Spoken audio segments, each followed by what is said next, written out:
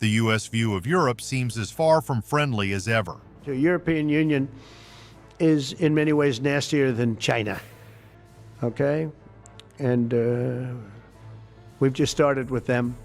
Oh, they'll come down a lot. And believe it or not, Donald Trump's trade policies, particularly his tariff moves, have backfired in ways no one expected.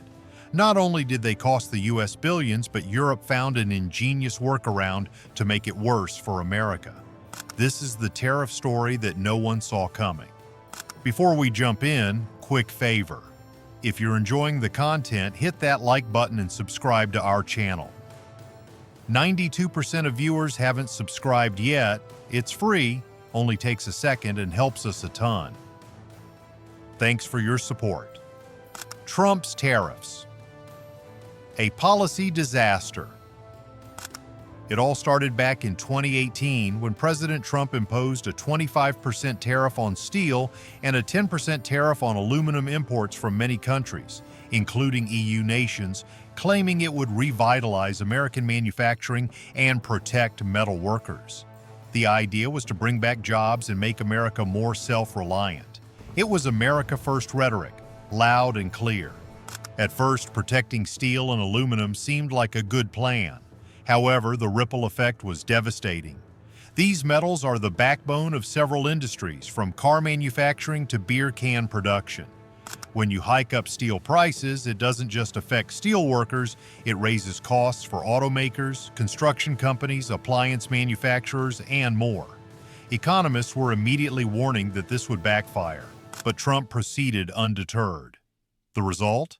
Automakers like Ford, who spend billions annually on steel, were suddenly paying 25% more for their primary raw material. The costs of cars went up, or Ford had to absorb the costs, which led to cutting corners. Ford, for instance, warned in 2018 that these tariffs could hurt their profits by over $1 billion.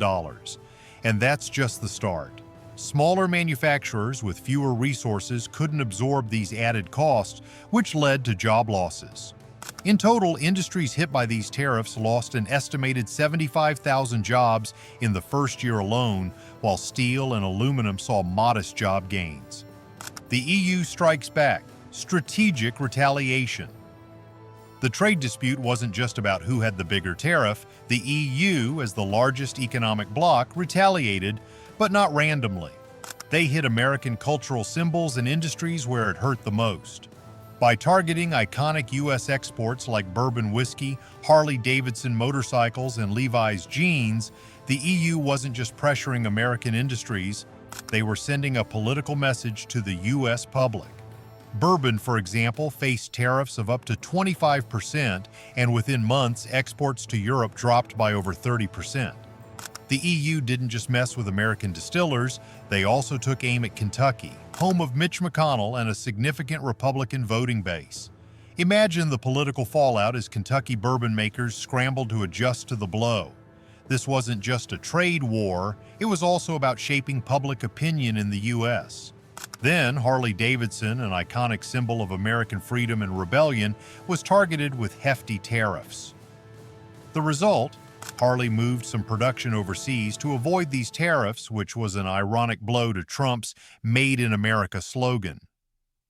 Harley-Davidson, forced to move production abroad to dodge European tariffs, became a living example of a policy failure. And the EU didn't stop there. The $43 billion Boeing threat. If tariffs on whiskey and motorcycles were a direct hit to American pride, the EU's threat to cancel a $43 billion order with Boeing was the game changer. This wasn't just about losing a deal. $43 billion represents thousands of U.S. jobs, from engineers to assembly line workers.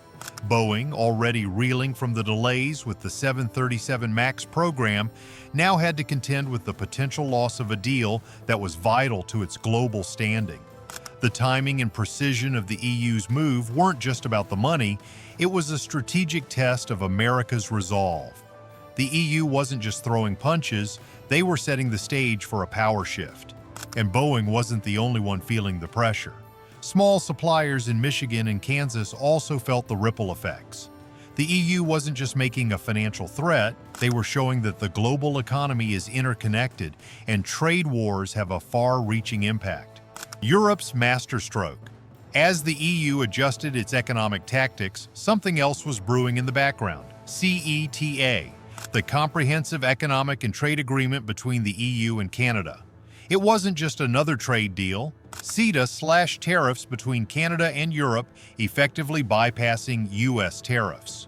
Europe, rather than retaliating endlessly against Trump's tariff policies, found a way to play the system and sidestep the U.S. altogether. By leveraging CETA, the EU and Canada created a win-win situation. Not only did Canada get access to the EU market without the tariffs, but Europe also found a way to avoid the economic strain that Trump's tariffs were causing. While the US was trying to isolate Europe, the EU managed to form new alliances, and Canada was eager to take advantage of the economic opportunities that came with being a gateway for EU goods into North America. A strategic power shift. What's truly fascinating about CETA is that it wasn't just a clever workaround to avoid tariffs, it was a recalibration of global power. While Trump focused on isolating Europe, he inadvertently pushed them closer to Canada, creating a new economic alignment. The EU didn't just survive Trump's trade war, it thrived by using Canada as a bridge, and in doing so, they've made it clear: America is no longer the only game in town. The deal didn't just boost trade relations, it opened the door for sustainable development and innovation between the EU and Canada. Together, they've started focusing on real solutions, cutting carbon emissions, collaborating on new technologies, and creating a better, more interconnected global market. Drop your thoughts in the comments, and don't forget like and subscribe for the latest updates on global politics.